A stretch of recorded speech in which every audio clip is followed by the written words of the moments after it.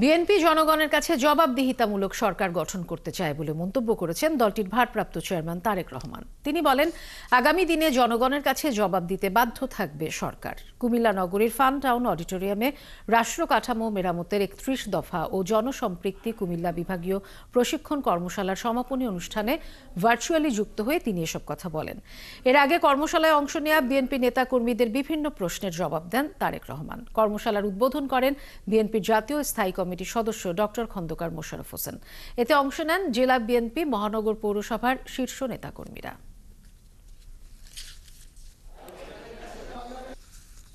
স্বৈরাচার অনেক কিছু ধ্বংস করে দিয়ে গেছে, এই দেশটাকে তারা ধ্বংস করে দিয়ে গেছে, এই দেশের মানুষের ভবিষ্যৎ তারা ধ্বংস করে দিতে চেয়েছিল। এখনো সম্ভাবনা আছে, সেই সম্ভাবনাকে যদি বাস্তবায়ন করতে হয়, মানুষ বিএনপির দিকে তাকিয়ে আছে। বিএনপি হিসাবে আসুন আমরা মানুষের সেই প্রত্যাশা পূরণের জন্য আমাদের সর্বোচ্চ দিয়ে আমরা চেষ্টা করি। সেই দলটির কাছেই মানুষ প্রত্যাশা করে, সেই দলটির উচিত সেই প্রত্যাশা পূরণের জন্য নিজেদেরকে প্রস্তুত করা। শুধু নিজের কথা ভাবিয়ে ফেলে, আসুন আমরা দেশ এবং মানুষের কথা